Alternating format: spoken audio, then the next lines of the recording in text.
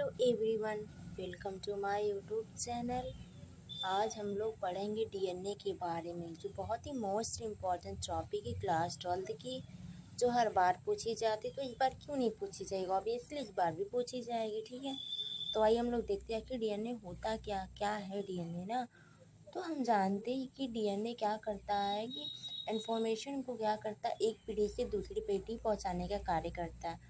और डीएनए के थ्रू ही हम किसी भी क्राइम को, मान लीजिए कोई क्राइम कोई कर दिया, मर्डर हो गया किसी का, तो डीएनए फिंगरप्रिंटिंग होती है उसकी, स्ट्रिप के द्वारा पहचाना जाता है। उसके बाद मान लीजिए किसी की पेरेंटल जांच करनी है कि उसका है, तो उसकी जांच करने के लिए भी डीएनए का ही प्रयोग किया जाता है। तो डीएनए बहुत ही इम्पोर्टेंट है।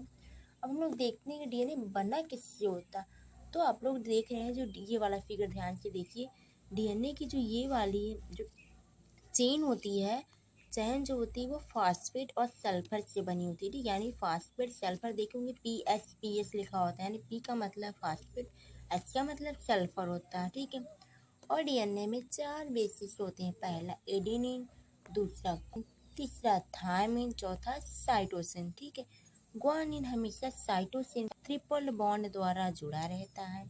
उसके बाद थायमिन एडेनिन के साथ जुड़ा रहता है। ठीक है, उसके बाद ग्वानिन फिर साइटोसिन के साथ जुड़ता है, फिर एडेनिन थायमिन के साथ जुड़ता है। ऐसे ही पेयर से बने रहते हैं। ठीक है, लेकिन इसमें 2 ग्रुप पाए जाते हैं। पहला मेजर ग्रुप होता है, दूसरा माइनर ग्रुप होता है।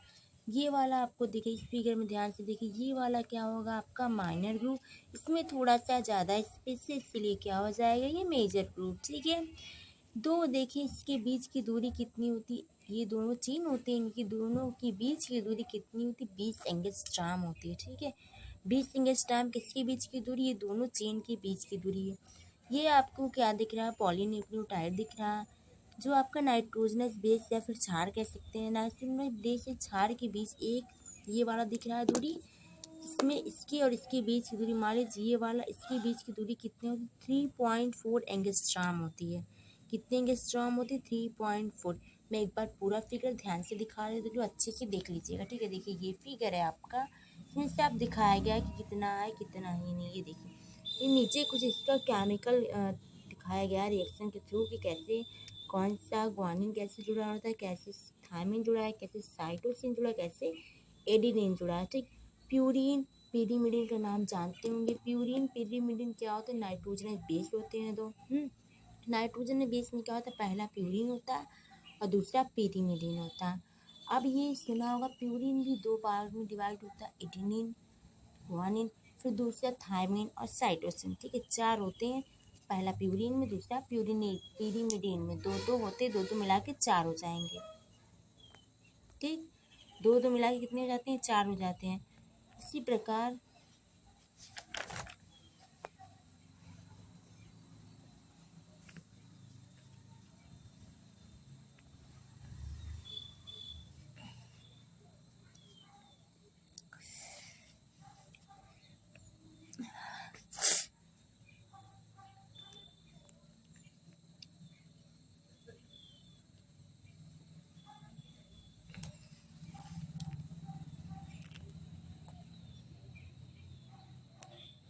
देखिए, सन 1953 ईस्वी में वाटसन, साइंटिस्ट का नाम है ये तीनों, ठीक, वाटसन, क्रिक, विल्किंस तथा फ्रैंकलिन नामक वैज्ञानिक के एक्स-रे विश्लेषण द्वारा का द्विकुंडल प्रारूप प्रस्तुत किया, जिसके लिए नोबेल पुरस्कार भी दिया गया। कब दिया गया, 1962 में दिया गया था, सम्मानित किया गया। इस मॉडल के अनुसार डीएनए अणु जो पॉलीन्यूक्लियोटाइड्स के 2 स्ट्रैंड का बना होता है, मैंने वो पहले ही बताया आपको। फिर इसके बाद, लेकिन इससे सबसे पहले डीएनए की खोज अगर पूछेगा तो आपसे क्या बताएंगे आप, डीएनए की खोज सर्वप्रथम मिसर नामक वैज्ञानिक ने की थी। कब की थी, 1869 में। कहने का मतलब ये, इन्होंने खाली द्विकुंडल प्रारूप प्रस्तुत किया, लेकिन इससे पहले डीएनए की खोज हो चुकी थी। और किसने किया था, ये किए थे हमारे वाटसन एवं, नहीं सॉरी, किसने किया था, मिशन ने किया था। फिर इसके बाद 1952 में एक साइंटिस्ट था जिनका नाम क्या था, विल्किंस तथा फ्रैंकलिन था ना। उन्होंने क्या बताया कि डीएनए एक कुंडली से रचना होती। कहने का मतलब ये है कि कि जो आपके वाटसन और क्रिक थे उन्होंने बताया था कि डीएनए द्विकुंडल संरचना। कब बताया? बाद में, लेकिन इससे पहले कौन बताया था? विल्किंस और फ्रैंकलिन ने बताया था कि डीएनए हमारी क्या एक कुंडली संरचना। समझ आई बात? इसमें न्यूक्लियोटाइड्स होती हैं, पेंटोज शर्करा होता है, ठीक है, फॉस्फेट मूलक होते हैं तथा नाइट्रोजन क्षार होते हैं। 3 चीज़ों से मिलकर डीएनए बना होता है।